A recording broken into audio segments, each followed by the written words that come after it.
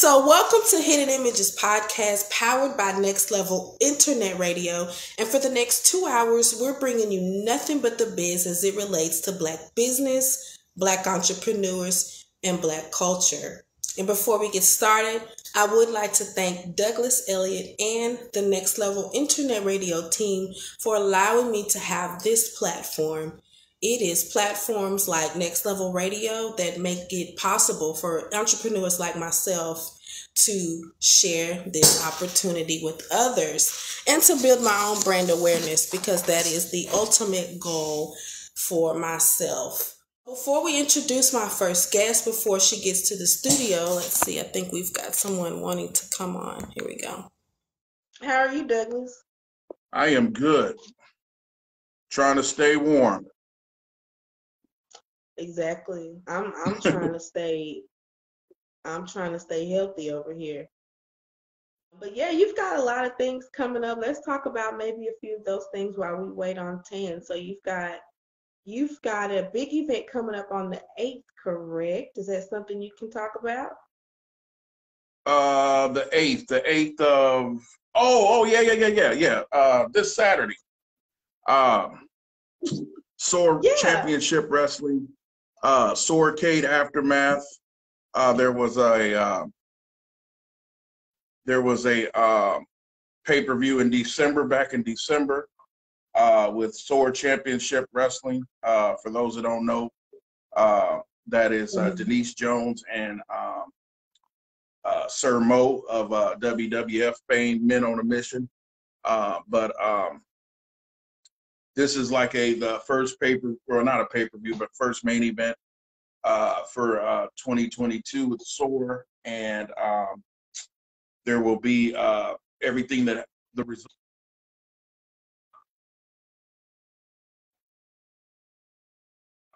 The aftermath, what happened, the residual effect from that pay-per-view in December. So a lot of belts changed hands in December. So there's a lot of questions to be answered, new challenges, new challengers for these champions. We have a women's champion that's now a TV champion. So she actually owns 2 belts. So come on in. So we're trying to decide. We're trying to figure out her plan for her upcoming titles. If she's going to stay in the women's division. Don't sit down. If she's going to stay in the women's division, or if she's going to continue on as the SOAR TV champion. We got some new characters going to be introduced this Saturday. It's going to be at the Dallas Elks Lodge here in Dallas, Texas. So it's just exciting. It's an exciting time. I've been asked to come on as the one of the creative writers. I'll be working with the women's division. So any ladies interested in pursuing a wrestling career, I know that's a strange thing to ask women, but hey, it's a lot of possibilities. Modeling. Exactly. A lot of women have turned their wrestling career into TV shows and movies, and so who's to say it can't happen again? So I agree. But yeah, that's where we'll be. That's a big event in January. So your guest is here. Well, we'll get started. So how are you, Tan? We've done this before. I am blessed. I'm doing well. How are you? I see you with your podcast, doing your thing. 2022 looking good for you. I'm proud of you. Well, thank you. Let's get this thing going. I appreciate it. And then you've also got some new things that we actually brought you here to Hidden Images podcast to share about Pretty N Packin.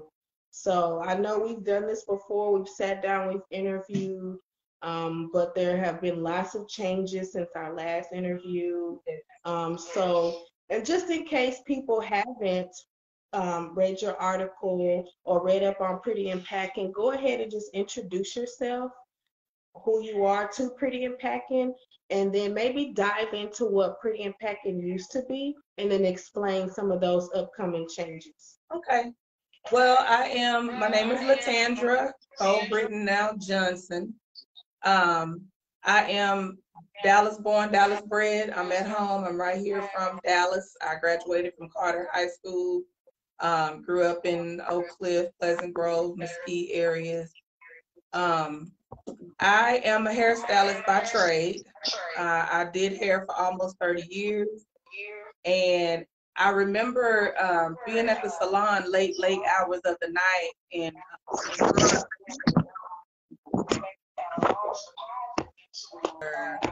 my bank account, my business account, when I would leave the salon at night, I would have to go and drop off money.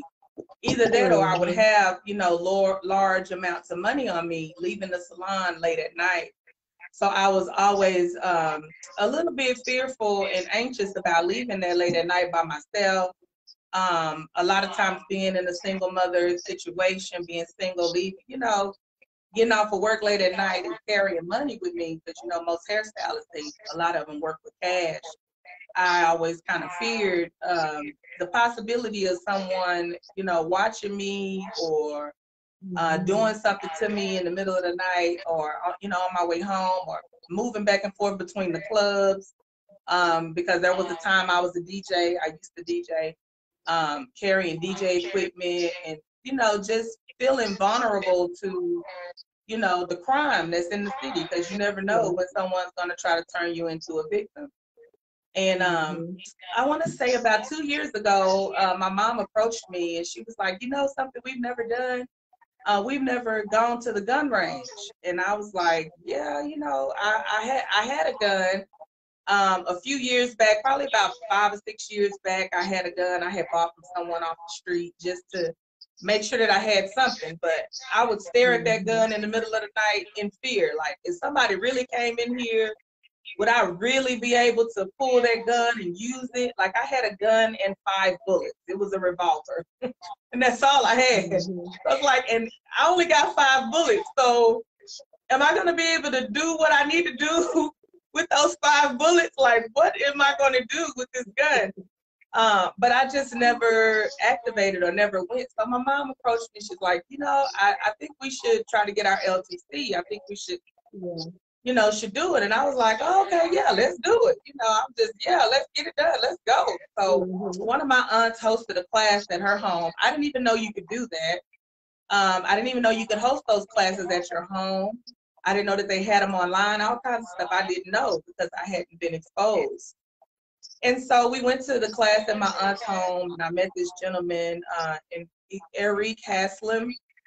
He taught the class, and it was so informative. I learned so much. I was so inspired. Like, the information that I got there was life-changing in the class portion, because there was a lot of laws that I did not know governed us when we, carry our firearms. But the laws, they can go all the way to the right or they can go all the way to the left. But you got to know them. But to me, it was so empowering just sitting there listening to him. Because, when you learn, you empower yourself. But needless to say, I didn't have the experience. I had never shot a gun. I had only seen one and had one, but I had never actually used it. So we make it to the range, because there's 2 portions to the test. There's a written portion, and then you go to the range. So we make it to the range, and I had 2 guns that one of my friends loaned me. She was like, you can use one and your mom can use one. I'm like, okay, cool. So she showed me how to load it and everything. I'm thinking I'm ready to go. Yeah, no, I get to the counter. I'm putting 380 bullets in the 9mm and putting the 9mm bullets in the 380, and the bullets is falling out of the gun while I'm firing it. And it was a mess. It was just a hot mess. And my mom, poor thing, I don't even know if she knew what she had gotten us into. But she was over there just every time when you go to the gun range, people are firing, they're shooting. So you're gonna hear the bang bang, and every time she's sitting over there in the corner, like every time the guns go off, I'm like, listen, you're gonna have to calm down. We're in the gun range, like you're gonna have a nervous breakdown here. So yeah, she didn't even attempt to take the test. At least I attempted, but it was a mess. The instructor was just like, yo, you know, I really appreciate you guys' efforts, but go get some more practice and come back. So, you know, me being who I am, I don't do failure. You know, you can't tell me no. Don't let me show you, because you're not going to tell me no. I ended up at the range every week. I quickly went and purchased me a firearm, something that I felt would be comfortable for me. I went and had a conversation with one of the store clerks at Academy, and they walked me through my first purchase. They let me hold it. They let me, you know, they taught me how to load it, taught me how to unload it, all this, you know, everything that I needed to know about the firearm. And I may have spent maybe about $300 on it. It was my first gun was a Ruger Security 9. And I started going to the range like twice a week. I was at the range on Tuesday and Friday. Every Tuesday, Friday, I was at the range, and I was just learning so much. Just going by myself and watching videos. I joined different clubs on Facebook to start following different people, just to kind of educate myself, because I didn't want to be intimidated. And again, I was still leaving the salon late hours of the night, because, you know, you work for yourself, you work when opportunity presents itself. So I would leave like 2, 3 o'clock in the morning, and I'm still leaving with money on me, products on me, whatever I got. So I was like, I need to learn how, if I'm going to carry this weapon, I need to learn how to use it. So I made sure I was at the range twice a week doing my work and getting information and taking classes and doing what I had to do to educate myself, so that if anything ever popped off, I may not have shot him, but hey, they gonna know she at least been to the range. You know, so my accuracy got better and better. So by the time I got back with Nra about getting the licensing, and I took my test, I hosted my own class, and we had about 9 people in the class. That was a pretty big class. I hosted at my home, did the same thing my aunt did, followed the same thing she did. And we had such a good time getting together, just talking about the laws, talking about our experiences, things that we've seen, things that we've heard, and just learning together. And then by the time we got to the range, I shot so good that he was like, yo, you really should think about being an instructor. Well, I'm already an instructor. I teach cosmetology. You know, I've taught a lot. I subbed for years. So when he made that suggestion, I was like, And I was teaching Zumba. So, you know, I have an instructor's mentality. So I was like, that might not be too difficult for me to get into that. So that was my very next birthday. I was like, I'm going to do that for my birthday. I'm going to work extra hard. And I will be at the range twice a week, working extra hard every chance I get. I spent money on ammo. I think I would buy like 500 rounds of ammo at a time, just to make sure that, you know, I'm going to get some good time in the range. And when I went to take my test, I took the class on my birthday weekend. I paid for myself to take the class, and I had a good time. I learned a lot, and I passed the class, so I became an Nra instructor, and just started teaching basic pistol classes and still hosting LTC classes. But I was like, you know what, hey, if I had this issue and this fear and this anxiety about using a firearm, then there has to be other women like me, other Black women in my community, you know, because of what we've gone through and what we've seen happen in our community, and because of what slavery taught us. Use of firearms. I thought that it was important to share, you know, what I had learned and how I owning a firearm, using a firearm if I had to, and I just thought I'd share it. So I got with my sister. I said, hey, you know, you want to learn, or what you think about us teaching, what you think about us getting a group of women together, and we just basically go to the range together. And that's basically how Pretty N Packin became, a club. We just started Pretty N Packin, the gun club. We started going to the range. I was already going twice a week, so I just invited the ladies to join me. We were basically operating as a club. Our goal was education, community, and sisterhood and protection. Education, community, sisterhood, and protection. Those were our four main ingredients that we used to build the club. We did social events to build our sisterhood. Stuff like just going to karaoke, going out for daiquiris, just hanging out, getting to know one another. We did like weekend getaways where we would just go out for the weekend and hang out. We would clean the community up, go out in the community, do community service. We've cleaned the community, we fed the homeless. We've assisted victims of domestic violence that, trying to get out of a bad situation. We've done a lot. We've given out coats and blankets and socks and toys. We had a toy drive, school supply drive. Just basically trying to be, your local super sheroes in our community, as well as, spread the word that, hey, the world that we live in is not the same world that most of us grew up in.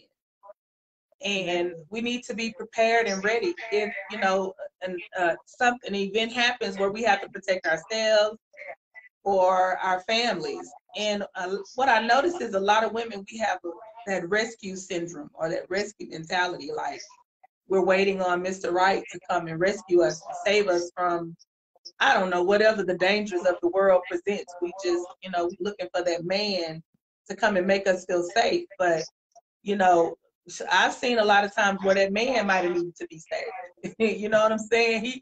He might have been put in a situation where you had to protect him, and I'm not a gender roles type of person. So I believe that it works both ways. If he's going to protect me, then I need to protect him as well. Because you never know what's out there, what's going to happen. And so that's basically, how Pretty N Packin was birthed and what we did and who we are, And so right now, here recently, actually a few days ago, you've announced big changes. So take us into those changes with Pretty N Packin and what we can all look forward to. So what we're doing now is I'm working on streamlining what we do and focusing more on personal education, individual and group setting education, teaching gun safety from a very foundational standpoint. Like I said, I am an Nra instructor. I'm currently waiting on my appointment to go to Austin to get my LTC instructor's license. So I'm putting a lot of things on hold as far as everything that we do with Pretty N Packin, just so that I can take time more to educate myself and invite the ladies in the group that if they want to pursue an instructor's or educator's standpoint in our group, that they, join me and we take it a step further, as opposed to us just going to the gun range and just, target practice. I want to get more into the vigilance training, the tactical part of it, real world scenarios. What would happen if, what really would happen if you were put in a situation where what if you were being carjacked? What if you coming home and I had one of the ladies in my group, Shanae, from the Wise Advocacy Project. She's an amazing woman in the community. She told me she was coming home from shopping one night, and there was a homeless person. When she came home, when she got out of the grocery store, there was a homeless person.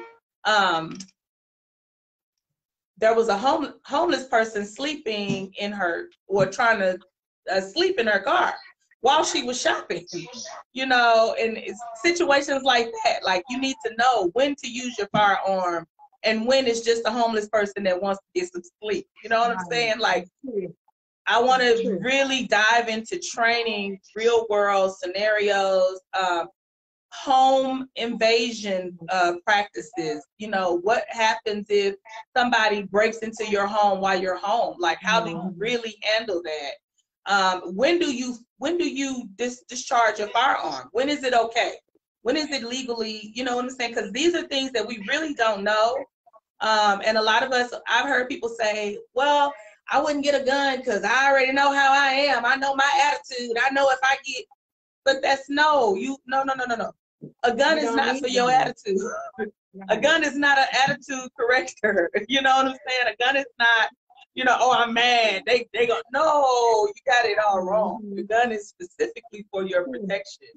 You know, so what about insurance? You know, what happens after you discharge your firearm? You know, what are you supposed to do? You know, because you're going to go to jail. Like, even if you're in the right, you'll still go to jail. So I want to be able to provide that information for the community so that, you know, because we don't know these things. And, you know, it's really sad that we see what we see on social media. We see the police officer kill the young Black brother. And the police officer, you know, he doesn't go to jail. He goes to court, may spend, you know, 2 or 3 months in a court proceeding just to be set free. Why?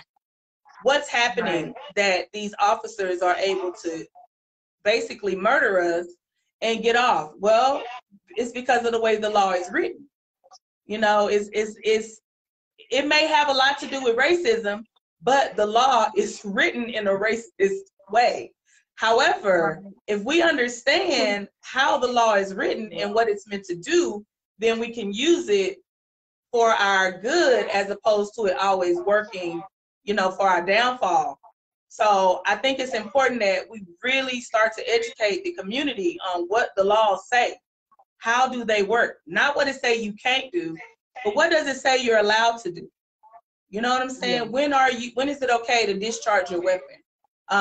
And I'm gonna start offering training, going into people's homes if they like to say, you know, hey, you got an exit door here, you got a closet here, you got a place you can hide here. Teach your kids how to use your firearm. My child has been instructed that if she's home alone and there's an invasion in our home, you get to this place, there's a firearm right here. As long as they can have whatever they want in the house, ain't nothing in here for them to get. If they come in this closet right here, you let them have it. Aim for the body. And I take her to the range and I teach her. And she shoots, you know, she's good. So I would pray for anybody who would think that it was okay to break into our home because she knows what she's doing. So, you know, but we have a code word, you know what I'm saying? If someone comes into our home and you know, we need to get to a firearm, there's a code word that'll go ring out in the house, and somebody knows if you're closest to the firearm, you need to get it. You know, these are things that we need to be ready for. We need to think about stuff like that because, I mean, at the end of the day, I hate to say it, we never knew, who knew that the White House was going to be taken over this time last year? Like, nobody knew that was going to happen. They just rolled up, you know what I'm saying?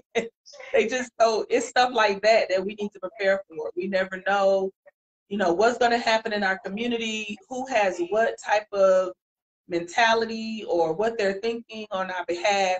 And I always say it's much better to be ready and stay ready so you don't have to go try to waste time getting ready. So that's basically where we're going. I'm streamlining everything. We're still a club. I'm not going to like kick anybody out. However, our active involved people will be educators. I won't do any more club fees and, you know, things like that. I won't have any more membership dues and all that kind of stuff. I'm not doing any of that. I'm gonna just streamline education. I'll still host our social events. I will still, you know, do our fundraisers, our toy drives, food supply drives, I still will invite the ladies to come out and help us in the community. But our main focus and goal will be to get educators on our team so that we can educate the community about, you know, gun safety.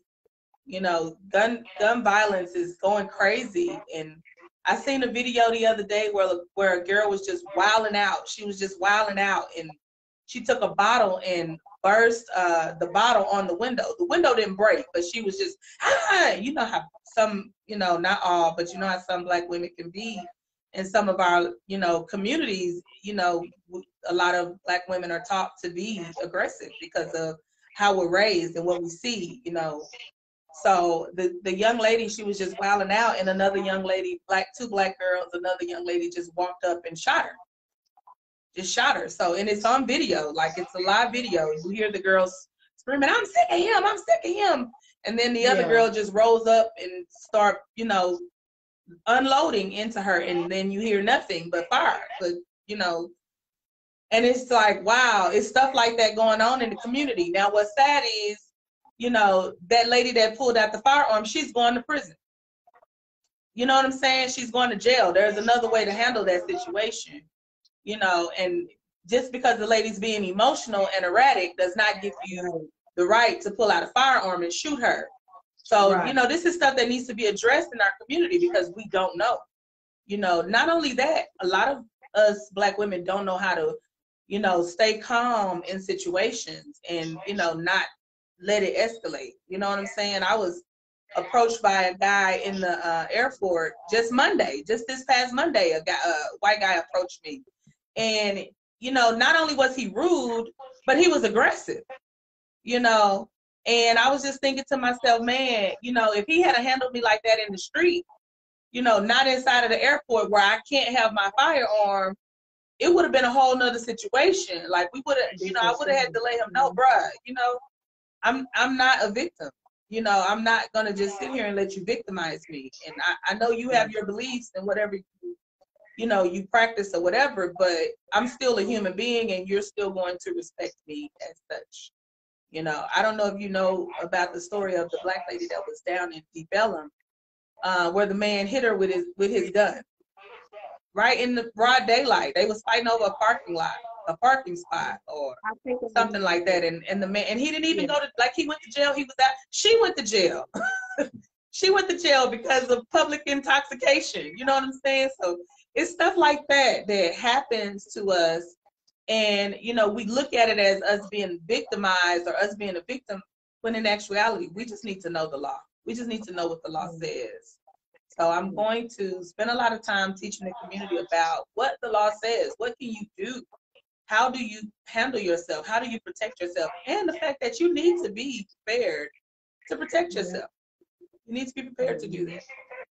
So that's where we're going. That's the future of Pretty in Fashion.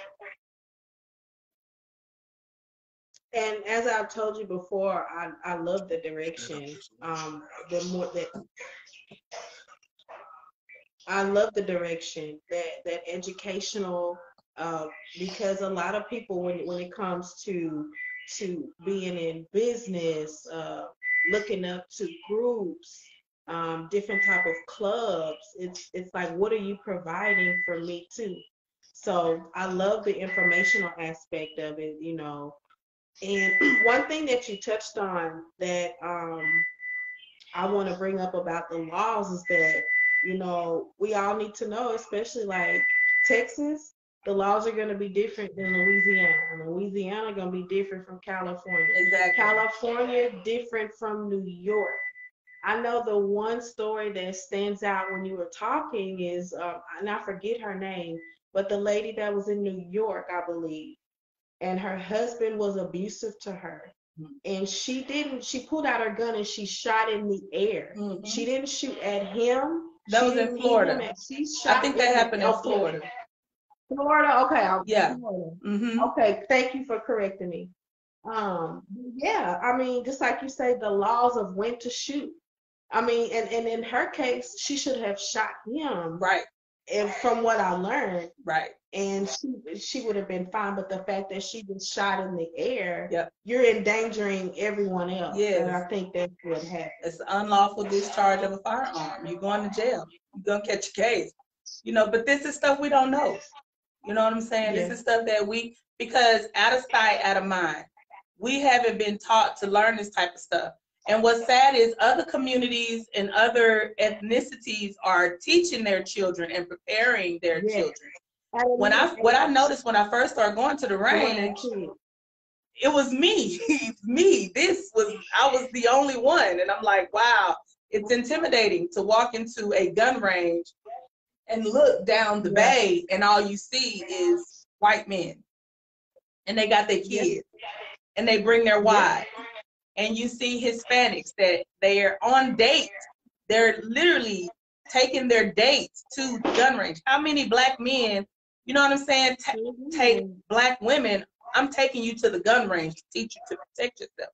You're starting to see it a lot more, but when I first got into this, I was the only black girl in the gun range. And I'm like, wow, you know, it's intimidating because sometimes some gun ranges, they don't want you there. They looking at you like, you know what I'm saying?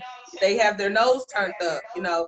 And I'm by all means, I'm cool with everybody, and everybody do you have your space, and I'm going to respect your space regardless of your skin color. But I'm just saying, I did notice that there were not many of us in the gun range practicing. And if we carry, even if we are someone who carries a firearm, 9 times out of 10, you won't know it. I have my aunts. I have 2 very prominent aunts in my life. You know, my Aunt Gay and my Nana, who's, you know, gone on. They've been carrying firearms for years. All my life, I've seen a gun in their purse, which is illegal. It's illegal to keep a gun in your purse.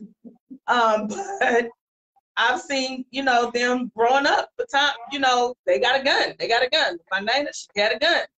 Okay, and we touch on that for a second. Touch on that for a second, because I didn't know that it was illegal to carry a gun in your purse. Yes, it's illegal to conceal a gun in your purse. And when you think about it, it's even, not only is it illegal, but it's not smart. Like, if you really end up in a situation, are you really going to be digging down in your purse trying to reach a firearm?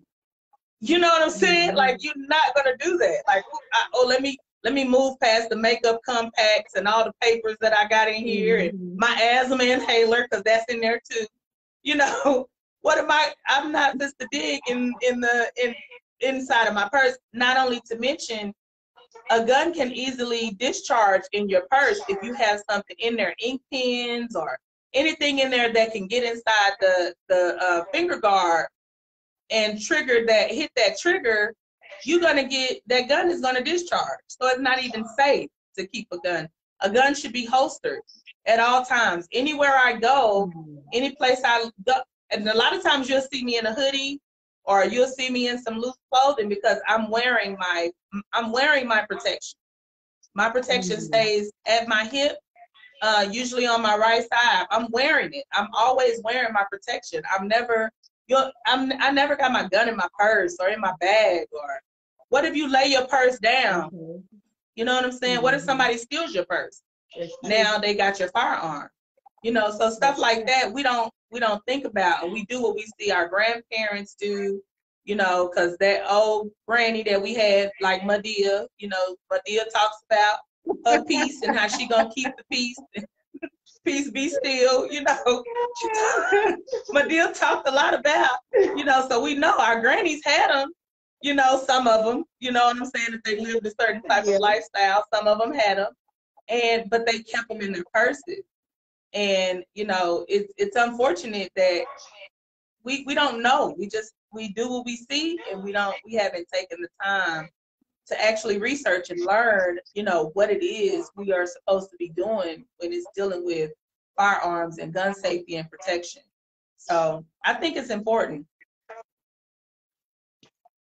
You're right. Every person I've explained Pretty N Packin to, they're like, oh my God, this is so great. The last interview you and I were on together, or well, we had your daughter TT on with us. Ronald, he was just, oh my gosh, just ecstatic just to hear Pretty in Packin and just to know what Pretty in Packin is and what it's about. And I think that I almost feel like the world isn't ready for Pretty in Packin because it forces you to do the right thing by a firearm. Right. It does. It right. does. Our goal is number one, safety.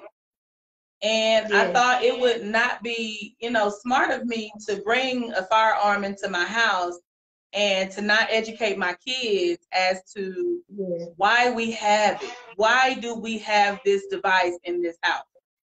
This is not for you to get curious and come in here and start fooling around with it and start playing. This is specifically for a reason. And just in case you do, just in case you get, curious and you want to know, let's sit down and talk about how to avoid accidents. Let's sit down and go over rules like keep your finger off the trigger until you're ready to shoot. Number one rule, if you don't touch the trigger, the gun's not accidentally going to go off. It has to be triggered. Let's talk about keeping the gun unloaded until we're, we practice things like, me and my daughter, we practice things like how quick can you load it? How quick can you drop the magazine and replace the next magazine? What if you need more than the amount of rounds that you have in your magazine?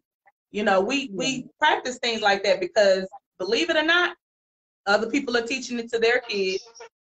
9 times out of 10, when a shooting goes on, we saw our first incident of a black kid at a high school with a gun. Did you see that? Prior to 2021, when that baby walked up in Mansfield High School with that firearm, we had not seen a black kid walk up into a school with the firearm and take people out. Why? Because we aren't teaching our children to do that type of stuff.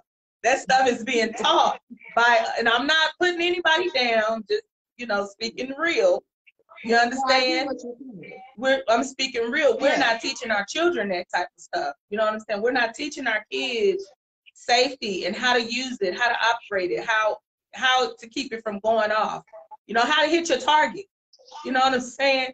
Stuff like that. We are not teaching our children that. And I thought it was important that, I took that on. My daughter, she can teach you how to use a firearm. If you've never done it before, you can trust my 13-year-old can show you. She scored. If she goes and takes an LTC class, she's going to score like she is a trainer because that's how often we go to the range. And I think it's important. Our children need to know. And I feel like if we teach them, we prevent way more incidents than us not teaching them. Or keeping it secret. You got a gun in the house and the child doesn't even know until they going through your things in your room one day, and all of a sudden they run across this firearm. I know when I was a child, I went through my mom's things. You understand? My mom worked at night. I was up 3, 4, 5 o'clock in the morning, 8, 9, 10, 13 years old. I'm wearing her makeup to school. I done found these high heel shoes. I'm wearing these high heel shoes. I'm going through her things. So if she had a firearm, 9 times out of 10, I would have ran into it. You know what I'm saying? Luckily, I was afraid, so I probably wouldn't have used it. But think about, when I think about now, hindsight is 20/20. My mom worked at night, so me and my brother were very young, staying at home alone because she didn't want to take us to people's houses because she was afraid of us being molested or being mistreated. So I basically babysat my brother from the age of like 6 all the way until he didn't need a babysitter no more. What if she had taught me to use a firearm? That would have made me feel a lot more safe and, a lot more secure and protected, being that I'm empowered to handle myself if something happens. And that's one thing that I gave to my daughter, because there were times it was just me and her, and I need someone to watch her, and I don't have anybody. Okay, baby girl, we got cable, we got internet, we got a home security in this house. You're going to have to stay here because mommy got to go to work, because I know you want to eat next week, right? If mommy don't get no paycheck, we don't get to eat next week. And both of us are thick girls. We like to eat. So mommy got to go to work. So I'm going to need you to know how to use this firearm. If something happens, you get to your location and you deal with it. Call me. It's a phone there. I have a phone in that location. I made her watch the movie Panic Room. And I don't know if anybody's ever seen that movie. It's a very good film.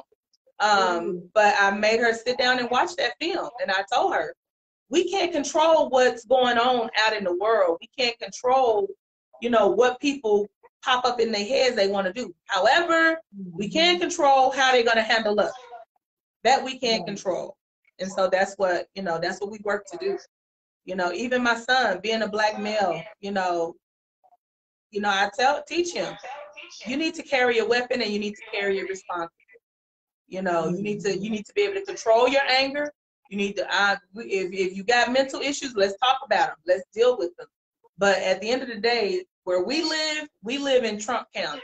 You need to be able to protect yourself. You never know, and you need to know the law. You need to know the law because you need to know when it's okay to discharge that firearm. So even with all, I'm going to ask you a question. Even with all your training, everything you know about firearms, everything that's going on with society and all that, do you have a fear of your son owning a firearm and carrying it versus your daughter owning a firearm and carrying it? At first I did. I had a fear because, we raise these kids to be a certain way. But, at the end of the day, they're exposed to the world.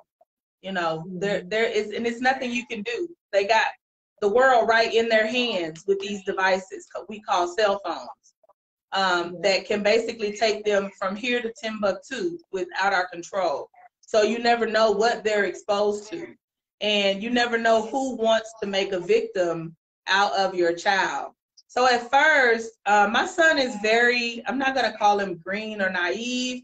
I'm just going to say he's extremely sheltered. I really did, drill into him the dangers of this world. I really drilled into him, how you can get yourself caught up in some mess. And just, these girls out here, don't be sneaking into no girl's house because her dad has the right to shoot you, especially if she starts hollering about he's raping me. Like things that happen, I really did teach him. So for a long time, I was afraid.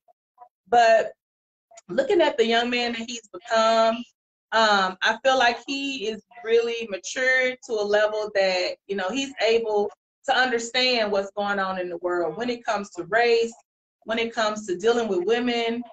He's had some experiences, believe it or not. He's 21 now. He'll be 22 in April. So he's had some experiences that he had to kind of learn on his own. He had to kind of see, everybody ain't your friend, like No 3 said. He had to figure that stuff out. So now I feel a lot safer knowing that, he has a piece on him when he leaves. Because now I feel like he can, I never feared his ability to fight. A lot of people say, we don't need guns, all we need to do is fight. Yeah, but some fights don't be fair. You know what I'm saying? Some fights, I done seen people get jumped by 5, 6 people. Listen, let me tell you something. I'm cute. You understand what I'm saying? When I go somewhere, I got on heels, I got on earrings, I got on lashes, I got hair on. You're not messing this up, honey. Listen, you're not supposed to have me all scratched up and walking around here looking a mess. You're not doing that to the kid, no? No, I'm not throwing no balls. I'm going to throw some of these bullets and we'll talk about it in court. We'll work it out in a settlement or something. But yeah, I'm not getting physical and just to be breathing. And somebody was like, why you need a gun? You can use pepper spray. Baby, I got asthma. I have asthma. So what am I going to do with pepper spray? What am I going to do? We both going to be coughing. I can't do nothing with no pepper spray. I'm going to have an asthma attack trying to get my attacker off. No, I'm good. Or a taser. I don't want you that close to me. If you're trying to do me harm, I don't want you close enough to me that I have to actually make contact with you with a taser. No, I want to give me 50 feet. If you coming at me, I guarantee you these rounds is gonna meet you before you make it to me. I ain't gotta get scratched. That way my face stay cute. You know, none of that. You know, I got a cousin that was fighting and she got a cut right here on her face. That could have killed her. That could have killed her. Half an inch deeper, it would have cut a main artery in her neck. You know, so no, I'm not doing that. I'm not doing it. So yeah, I'm actually glad that, you know, he's able to carry. He's licensed to carry now. He took the LTC class. And as soon as Lanisha turns 21, soon as my baby girl turns 21, we getting her in there too. I'm working on my husband. You know, and me too. That's been a job. He had some things happen to him that just really kind of has him not wanting anything to do with a firearm, period. When I'm doing my dry fire exercises, and I do dry fire exercises at night, which is also something that I teach that we should do. It makes him nervous. He's like, "You gonna do that all night?" Like, and every time I dry fire, he's over there in the bed jumping. I'm like, bruh, we in the house. It's not loaded. The magazine is over here. Like, chill out. Like, it's not even the magazine in the gun. But he had, and I understand, you know, his anxiety because of, you know, what he went through. So, however, I feel like those experiences should teach us to be more vigilant in learning. I feel like it's important that, you know, if you've had those type of experiences, but some people process things differently. So, you know, sometimes it takes, you know, something else, you know, to get them to see. But I'm still working on it. Hey, you working on me too, because Come on, Sabrina, I got you in the range. You did pretty good. You got me in the range. I don't have my license to carry it. My husband has it, and then you and all the ladies that you around, and in Pretty and Packin, of course, they all have it. I think I'm the only one. You're not the only one. You're not the only one. And not only are you not the only one, but you can still protect yourself in your home. You can still, you just can't carry. You can't go inside of a location, but you still can protect yourself in your car. You can still protect yourself in your home. If anyone tries to come on your property and where you live, honey, yes, ma'am. Oh, yeah. We need to get you in the ring. Yeah, because I this country town, they shoot for fun out here. Just to be shooting. So yes, ma'am. This little country town, they pretty much do what they want to do. But you did good. When we went to the range, you did real good. I think you did good. Taught me. Huh? And TT taught me. Yeah, I think you did real good. I think you did good. And, you know, it's funny because most people are so fearful, and then when they get in there and they go through the training, or they get to see the techniques, they like, this is what I was afraid of. I'm like, it's really nothing to be afraid of. You know, I've walked into ranges just going in there just to shoot and see who's there. And I've seen Black women in there like standing there deathly petrified to touch. I'm like, why did you even come to the range if you're going to just sit here and just sit here? You, like, literally standing by the door shaking every time the gun goes off. And, you know, just 2-3 minutes of going through, okay, this is how you hold it. Okay, this is what you do. Keep your finger off the trigger until you're ready to shoot. You know, things like that, just simple things to remember. They left like, oh man, I feel so much better. And it actually helps you blow off some steam. It's like a good workout, you know? So, yes, Sabrina, we need to get you in the range, girl. Hey, well, then that'll be my 2022 resolution, to get to the range. Well, let me send you my invitation. Every Tuesday night, I will be at the range every Tuesday night. I'm doing the gun zone. It'll either be the gun zone or it'll be Eagle Gun Range in Addison. The gun zone is in Mesquite. On Tuesday from 12 p.m. to 7 p.m., the gun zone do Ladies Shoot Free.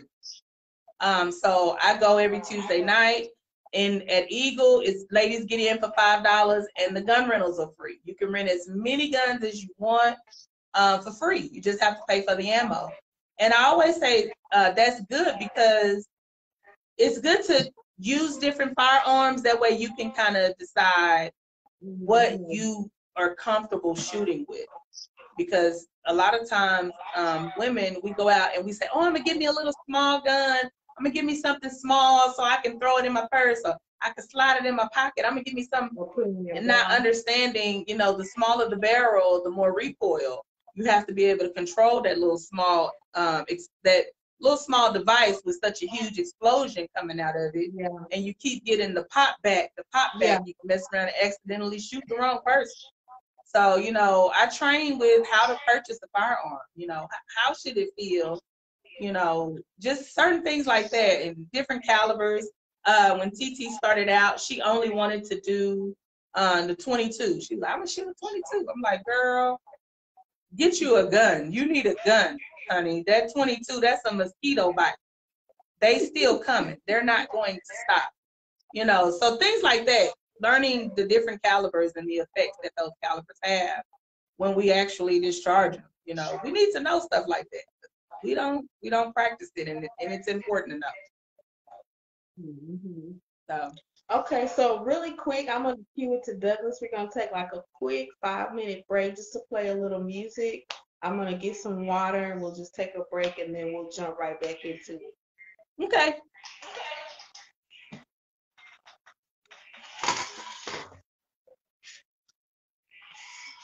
Hey there, Next Level ladies. It's motivational speaker and life coach Denise Spencer Shackelford from Denise Speaks Life. Join me Saturday, February the 12th at the Ballroom Surge in Dallas, Texas for the Women with Purpose Tour, presented by none other than Hidden Images Digital Magazine. The Women with Purpose Tour is about empowering women one day at a time. Again, that's the Women with Purpose Tour, Saturday, February 12th from 12 p.m. to 4 p.m. at the Ballroom Surge in Dallas, Texas. For more information, follow us on Facebook at the Women with Purpose Tour.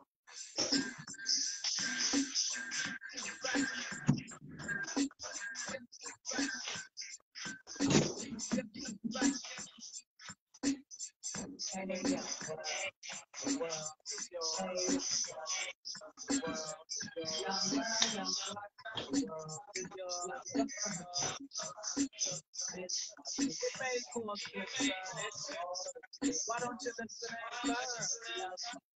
That was just wrong, but you need the next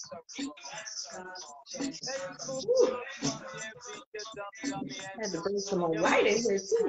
What'd you say? I had to bring some more light. Oh, okay. Reward is a brainwash, kids go wild. Young little girls already have a child. That's something easy, now you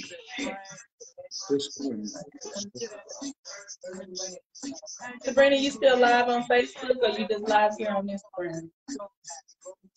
I'm both of them. Yeah. I don't know, it might be an echo, so I've been kind of moving in between on my end. We'll see once it goes. Probably just have to turn the volume down. Mm-hmm. Turn the volume down on one. Yeah. Because I think they'll still hear you. It was just, it'll just control the echo. But if you're live and you got viewers, if they can't hear you, a lot of times they'll start coming in when it's all saying. Oh, okay. It might be hard to keep track of it. I was trying to record. I know, I need to figure it out too. I need to figure that out too. I have a screen recorder on my phone. It was recording and then somebody called me, so then it stopped recording. So once I'm done, I'll listen to it and I'll upload this to my Spotify and to my website. Okay. You will go through and edit? Yeah. So we live now, but you'll record the show and edit out. Is that what you do? I'm still figuring out some things. Okay. I've been thinking about my goal now is to start getting content for my TikTok and my YouTube channel. And what's cool is you can work TikTok and YouTube simultaneously because it's video. So, you know, I can upload longer videos to YouTube and, you know, edit them and condense them down into reels and short videos that I can put on TikTok. So, just like how I did the gun cleaning video, and I guess I probably need to mention it, but just like I did the gun cleaning video, I'll do some how to load videos and, you know, things like that to kind of get some education out to the community. Because I'm not going to charge for simple stuff, but, you know, if someone wants to meet at the range, you know, for a personal class, or if they want me to come and host a class or something like that, yeah, or something like that, I'll definitely have a fee for it. I don't know what happened with my scalp. All of a sudden, I don't know what happened, but my scalp is itchy. And then these nails don't help. I need a rat tail comb. Yes, get in there and get it. Yep, I need to get it right. I miss when my locks were this short. I love think my I'm short gonna keep fades. this length. I don't think I'll. Yeah, I don't know. yeah. It's too much. It's too much. She's back live. He said we back live. Okay, cool. Well, we're back live. Welcome back to Hidden Images Podcast, powered by Next Level Internet Radio. And again, we have Latandra Johnson, founder of Pretty N Packin, no longer gun club, formerly a gun club. And so we'll just dive back into where we left off. And so we're just talking about gun safety, gun laws, changes. Talk about Texas and the constitutional carry. What exactly does that mean? Because a lot of people are still confused. The good thing about Texas is that we are a constitutional carry, and you have a lot of other states in here, you know, nationally that are constitutional carry. And just let me say this real quick. The whole purpose for us being able or having our Second Amendment right was to protect us from our government, you know, our government being overthrown, or from the government being becoming too powerful and turning into a dictatorship. So in order to prevent that, what they said was, we'll let our citizens have their Second Amendment right to bear arms. And then there are other laws that they you know, created around that constitutional right. So you have states that have decided that they will be a stand. You may have heard terms like stand your ground, constitutional carry, castle state law, things like that. And basically what that means is that you have the right to protect your being and your property, yourself and your property, or someone that you love. So Texas, September the 1st, they voted back in, I want to say it was back in May, that they voted in Austin to make Texas a constitutional carry state. A lot of people thought constitutional carry meant, oh, I'll be able to do anything and go anywhere with my firearm.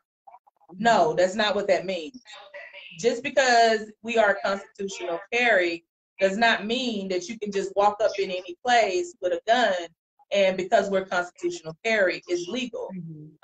What that means is you do have the right to carry and conceal, or to openly carry, either one. Openly carry means I'm out, my gun is out in the open, everybody knows I have it, that's open carry. Concealed carry means you don't know if I'm carrying it or not. You don't know what I got. I'm concealed carrying. But there are still laws, even though we're constitutional carry. There are signs that are posted on buildings and establishments that lets you know if you're able to go inside of that facility with a firearm. And we should also know that places that make up to, I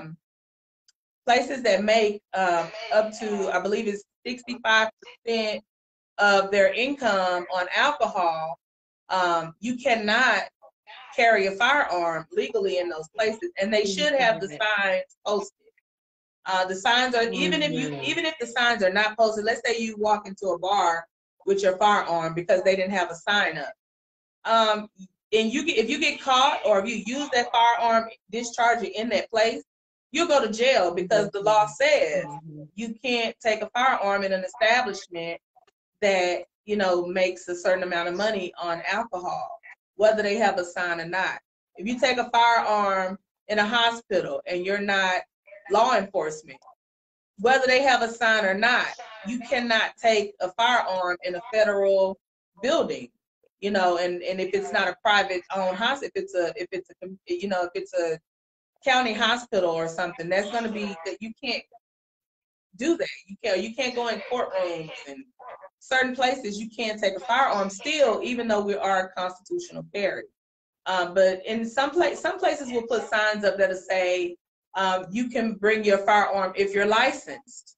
If you have an LTC, that means that they want you to have some type of training before you walk into their establishment with the firearm.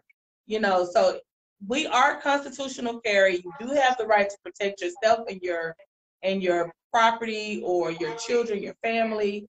However, we still need to pay attention to what the law says. Us becoming a constitutional carry state did not change the law.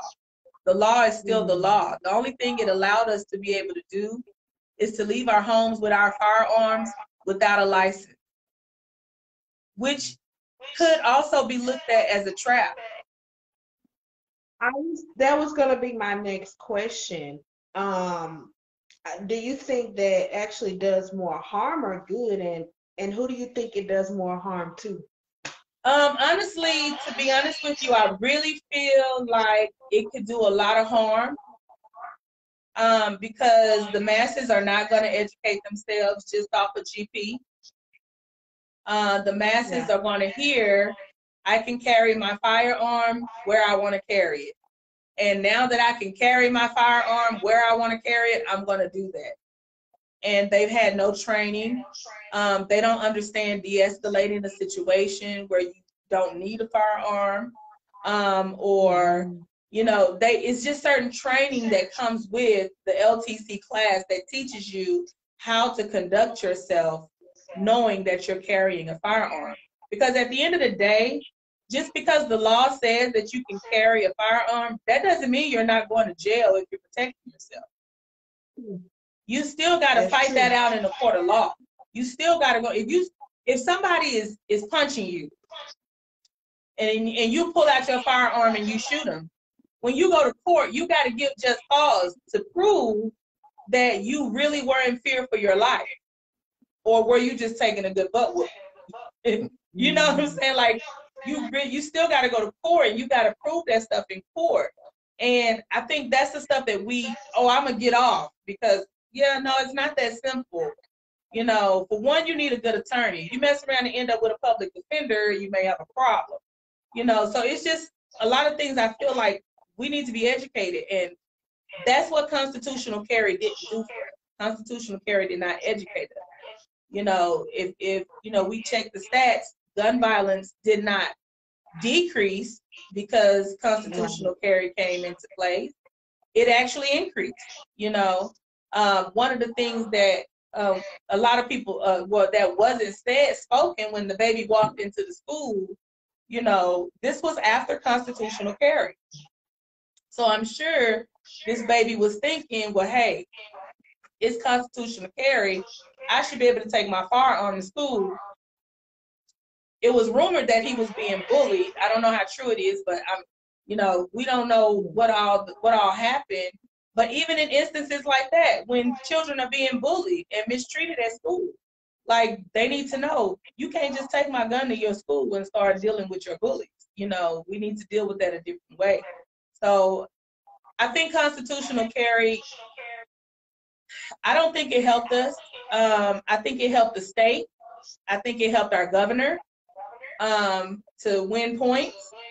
But I don't really feel like it helped us, because a lot of times we are living our lives, doing what we do. We hear rumor, oh, I'll be able to carry my gun. We heard that rumor and we knew that it was coming, but what did it really mean? Your gun needs to be holstered. You can't just walk out freely with a gun in your hand, talking about I'm open carrying. It doesn't work that way. It has to be holstered. It has to be kept safe, you know. So it's just, I'm put it like this. I am a fan and an advocate for gun safety and our Second Amendment rights and us having our Second Amendment rights, but I'm also a fan of education and information and practicing and learning and being responsible as well. So, you know, I wasn't really, I have to be honest, I wasn't really a fan of making LTC not necessary to carry a firearm. And I'm still not a fan. I agree with you. I agree with you on that, especially for us in the Black community. And it's almost like no matter what laws are put in place, no matter if we go out and get an LTC, we're holding in our holster, we've got it in our glove compartment, the clip is over here. We could do all these things right by the law, but for some reason we still fall victim behind police brutality.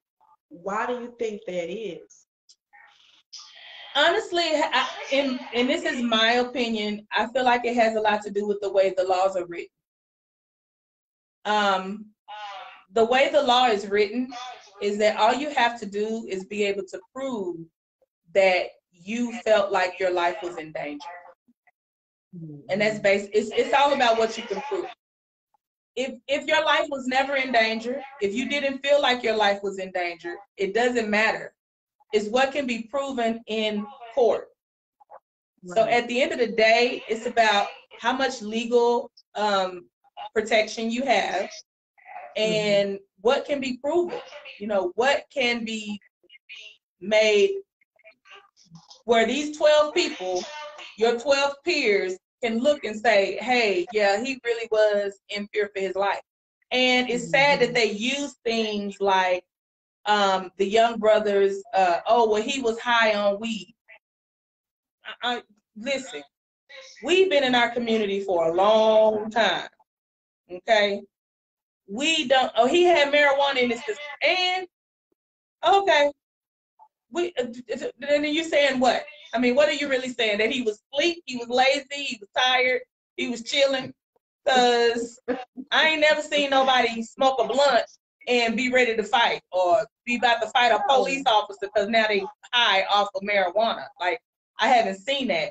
So it's sad that they use our daily lives and, you know, what we do on a day-to-day basis in the court. None of that should matter. What should matter is, was that officer really in fear for his life?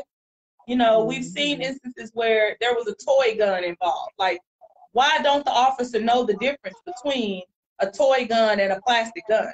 You know what I'm saying? And when you see the toy, anybody to the plain eye can see, you know, that this is a toy. You know what I'm saying? Or somebody reaching for a cell phone or actually telling the officer, hey, I have a gun and you asking me to get my license, and you still end up getting shot when you let the officer know, you know, hey, I'm not a threat, you know, or sitting in our own homes, doing nothing, just listening to worship music, and now you dead because the officer thought she was in the wrong apartment. Like, crap like that. Like, it's all about what you can prove. And at the end of the day, like, we need to understand the law the way that they understand, basically. And that's the problem. We don't understand it in that context.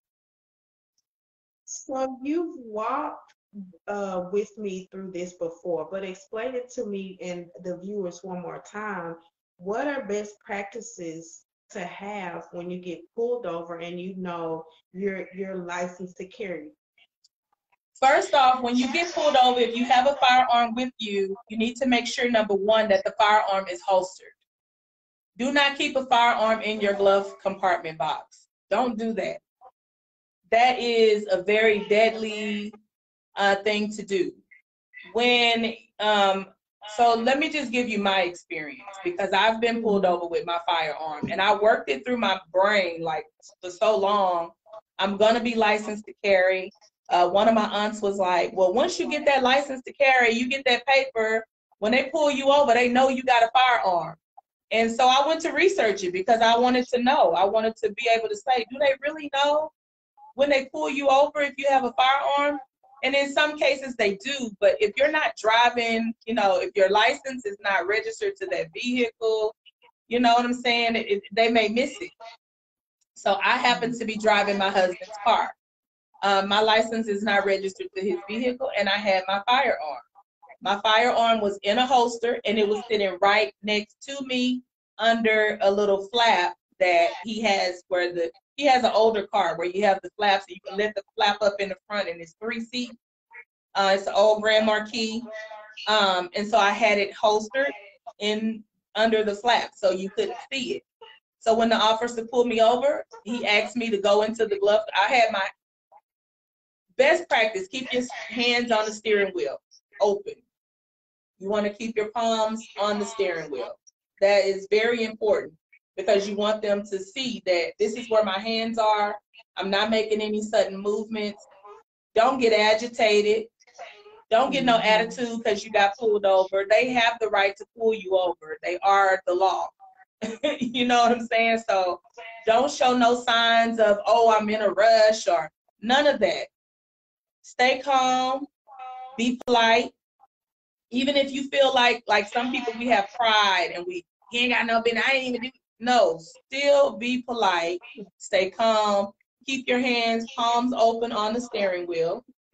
And they will ask you to get your license and get your ID or whatever. Let them know I am a licensed to carry citizen. I have my license to carry, and I do have my firearm in the car for my protection. You need to say that. You need to verbally communicate that with your hands on the steering wheel. I am licensed to carry, and I do have a firearm in my, don't say gun, because it can be intimidating when you say gun or when you say weapon. You know, you want to say, I have a firearm in my car for my protection. I let the officer know he asked me to give my ID and my license. And I'm like, hey, are you sure you want me to move my hand? I expressed to him that I would much rather for him to get it for me, because he said, oh, you have a firearm? I said, yes, I have a firearm and I'm licensed to carry. He said, oh, is it in the glove compartment? I said, no, it's not in the glove compartment. It's sitting here next to me. This is my belief. I don't believe you should keep a gun in the glove compartment. You keep your gun holstered. If something happens to you, do you have time to unlock your glove compartment, go inside your glove compartment and get your firearm to protect yourself? I mean, I know I am not the only person that watched what happened to Mo 3 on 35, trying to run around to the other side of his car to get his firearm from his car so that he can protect himself while he's being shot at. You know, nobody, you don't have time. So as long as your gun is holstered, it's okay to carry your gun in the car with you. It's okay. It just needs to be in a holster. And the officer told me, I informed him, I'm an LTC carrier, I'm an NRA instructor, I do have my firearm in the car with me. What do you want me to do? He said, okay, well, just keep your hands right where they are, where I can see them. My partner's gonna come around and open your door. So she opened the door and guided me out of the car. That gave him power to do whatever he needed to do in that car. I didn't argue with that officer. I didn't disagree with anything that he said. I didn't get an attitude because it was so late and I'm tired. He don't have nothing to do. He's an officer. He's just trying to do his job. I'm not against the police. You know, I do understand that we do have a few out there that, you know, on the revenge for the Trump stuff, and we got a few of them out there doing their thing, and I get it. I'm not against the police. I back the blue 100%. But I do believe that individuals have a right to protect themselves from the misfits in the community. You know, we have the right, and so you exercise that right by first respecting the law. you know, so I had to give him my utmost respect and not question why he's stopping me. I knew why he was stopping me. I couldn't see. It was late at night and I was swerving. I ain't crazy. I know why he stopped me. I got bad eyesight.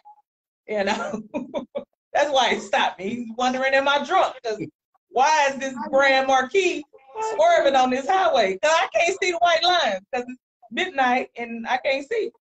You know. So it ended up not being a bad experience, but it taught me, you know, you have to stay calm in certain situations. Because there was a time that I was not calm. You know, there was a time that I possibly could have been a victim of police because I didn't stay calm. Or I could have been a victim of someone else because I'm acting erratic and emotional in a situation like that. In fact, the guy that approached me on Monday, you know, I was like, whoa, you know, this type of interaction, you know, from a stranger, yeah, I definitely would have pulled my piece out on him. You know, the only thing that kept me from pulling my piece out on him was the fact that we were in the airport, you know. But I did alert the authorities that, hey, this dude is a threat to being in the airport, period. You know, and y'all let him pass security. You know, that's a problem. Y'all need to do something. I don't know what y'all got going on in this airport, but y'all need to do something about that, you know. But just the main thing to remember if you're being pulled over, stay calm. Agree with the officer even if you don't agree. If you feel like you're being mistreated, it's possible. If you feel like you're being, you know, discriminated against, it's possible. But get away alive. Get away alive, and you can tell the story to your attorney. And we need to learn how to lawyer up. We need to learn how to be ready to pay for legal representation. If we have family members that don't have legal representation, we need to assist. You know, hey, I know someone. I know, you know, that's what used to happen back in the day. It's not happening now. People, oh, that's not my problem. It's a community issue. It's everybody's problem that lives in your community, you know. So we need to just be well informed. But yeah, most definitely stay calm, keep your hands visible, and do what the police say until you're not in their company anymore, and then you can you know, deal with it after.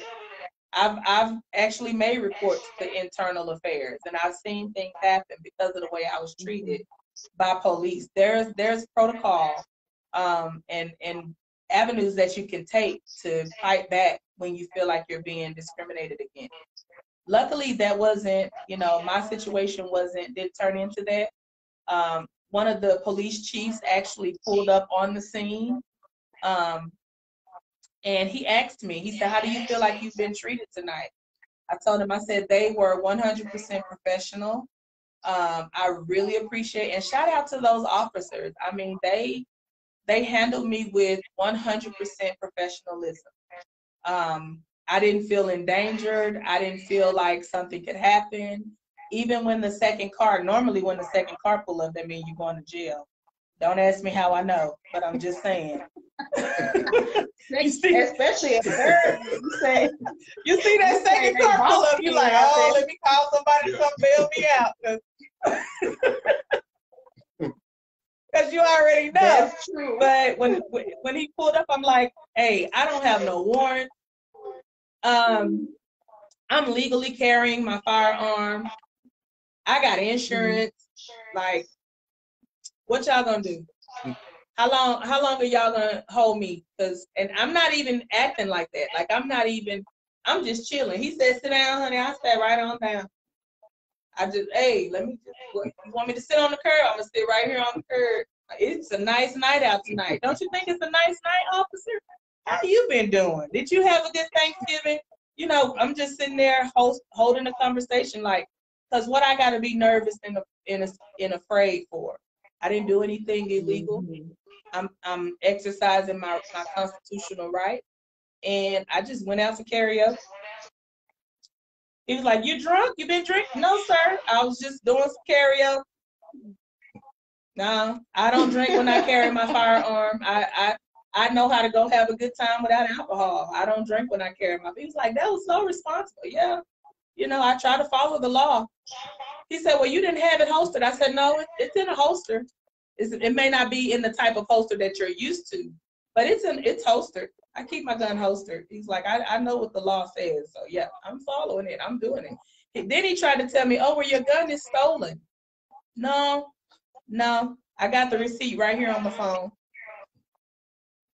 I took a picture of the receipt to show, you know, to keep in my phone. So if anybody ever tried to say I stole this gun. Where did he get that from? Huh? Where did he get that? Because a lot of people think that guns are registered to you. Okay, that's a myth. A gun is not registered to you per se. Okay, a gun has, like a car has a VIN number on it. A gun has a what they call it, whatever number, it has a number on it, okay? But it's kind of like the VIN number. I can't think of what it's called right now for whatever reason. But no one actually has a system or a log of this gun is registered to so-and-so. When you go to an FFL dealer to purchase that gun, they run your background to make sure you don't have no felonies, no criminal history. But the only thing that they do is they put that they're transferring this gun into your name. That doesn't mean that there is a registry, because you can sell that gun, or you can buy that gun, or you could buy that gun as a gift. You know, so it's not registered to you. So when he went and ran the serial number, that's what it was. When he went and ran the serial number, part of the serial number came back as a stolen gun. But he could only see a part of the serial number. He couldn't see the other part. So for that reason, I needed to be able to show him, no, sir, I purchased this firearm legally. I went through an FFL dealer. They checked my background. This is my receipt to show that I purchased this firearm. Because there really is no proof. Once you purchase a firearm, there really is no proof other than the bill of sale or the receipt that that firearm belongs to you. They will never put a serial number in and your name is going to pop up on that gun. It doesn't work like that. Because the guns go through the FFL dealers. In order to sell a firearm like legally, you have to have an FFL license. And so what they'll do when they run that serial number, they'll reach out to the FFL dealer who transferred that gun to somebody's ID, and they'll reach out to them and go, hey, you sold this gun to such and such. That FFL dealer took your ID, they took your statement, they took your information. So that's how law enforcement finds you. They find you through the FFL dealer, not just because the gun is registered to. No, it's not like that. That's the terminology that they use. But we've learned so many things wrong. That's one thing I didn't know. That's really good information to know, because you're absolutely right. When you buy a firearm, you can sell it a year later, you can give it as a gift, and so that's really good information. Yeah. But yeah, it's stuff like that I think is important for us to know. And I wouldn't have known it had not gone through that experience. So, that experience taught me that, hey, this gun really is not registered to my name. Like, if they put the serial number in, this doesn't come up in my name. It comes up, if they don't put in the whole serial number, it comes up as a stolen firearm. So I have to I've got to make sure that I have my receipt in my phone ready to show if something happens with that firearm, which is a smart thing to do for anybody purchasing a firearm. Right. That paper that you get from the FFL dealer, you need to take a picture of that and keep it in your phone. So if somebody try to say, I took my gun in New York, you're not even supposed to take a gun in New York. New York has very, very strict gun laws. But I was taking my daughter on a birthday trip, and I did not want to go on that trip without being able to protect myself to a place like New York. We from out of town, anything can happen. But when I read the laws, the state laws for New York, if I'm not in that state more than 72 hours and my gun is unloaded, it's this chart, you know, it's not engaged, then I'm not breaking any law. So when I got to the airport and I was you know, approached by, because they called the police when they saw when I had to check my bag and they seen that I had my firearm. The lady said, "Well, are you law enforcement?" I said, "No, I'm not law enforcement." She was like, "You're not security or anything?" I'm like, "No." She was like, "So did somebody give you this? Like, why do you have a firearm?" I told her, "I'm passing through. I'm passing through. We've been here for 2 days. I'm passing through, flying home." And she was like, "Oh," she had to call the police. And when the police came, they was like, "You know, you're not supposed to carry a firearm in our state, you know, the state of New York." I said, "Yeah, I know." I said, "But I haven't been here 72 hours. My gun is unarmed. It's locked up. It's been locked up. The only reason I brought it with me is because I had it with me where I left, and I kept it in my hotel room the whole time." And they was like, "Well, do you have an LTC in the state of Texas?" I said, "We don't need an LTC in the state of Texas. However, I have one. Not only do I have an LTC, but I'm also an NRA instructor. So I may have a gun on me. You know, I'm an NRA instructor. I'm with the NRA. I may have a gun." What could they do? There was nothing they could do. Give me my boarding pass. I love y'all. Thank y'all for protecting our airport. I really appreciate you guys are doing such a good job. Y'all are on y'all P's and Q's. Listen, I appreciate it. Y'all have a good day. I got a flight to catch. And it was so funny because PT was sitting there about to come unglued. My daughter, she was like, "Oh my God, they about to take my mama to jail." I'm like, "We good, baby. We good." But that, you know, that's what it's about. We have to be informed. We have to know the laws. I wouldn't advise anybody doing that. I'm just saying. Yeah, no. Disclaimer. Yeah, disclaimer. Don't do that. Do not do that. Disclaimer. Yeah, Whether you tuned in here, right. Do not do that. Don't do that. Don't do that. Know the law, but don't do that. Yes, know your laws. And if you need more information on gun safety, training, please contact Latandra Johnson. She's full of information. And we're going to wrap it up. But before we do, go ahead and just share with everyone how they can reach out to you, Pretty N Packin, and any key members in the group. We are on Facebook as Pretty, the letter N Packin with no G. We are on Instagram as Pretty N Packin. We have a website, prettynpackingGC.com. My phone number is available on the website, on our Facebook page. So anybody want to reach out to me, you literally, honestly, I don't answer. I will answer a text before I'll answer a phone call. But I'm always available right now. If you want to hit anybody in our group, you can email us at prettynpackinggunclub@gmail.com, or you can hit us on through our website or through Facebook, Pretty N Packin. We're basically all over. We will be joining you on the Women of Purpose tour. I'm so excited about that. I think this is going to be a trend-setting event, and I just want to commend you for your creativity and, you know, those ideas that are popping out. I think it's going to be amazing for 2022. It's exactly what we need in our community, and especially inspiring young women, you know, to become women of purpose or to follow women of purpose so that they can, you know, get on the road to becoming a woman of purpose. So I am, you know, elated to be on the tour with you, and you can find us out here, Pretty N Packin Gun Club. Google us, we out there. Well, I'm excited to have you, Tan. It's always a pleasure speaking with you. I guarantee this won't be our last interview because you have so much in store, so much going on, and you and TT have a lot of information to share. So I'm sure you'll be back again on Hidden Images podcast. Thank you again for being my first guest. I really appreciate your support. It's been a pleasure. And I will see you soon. Thank you.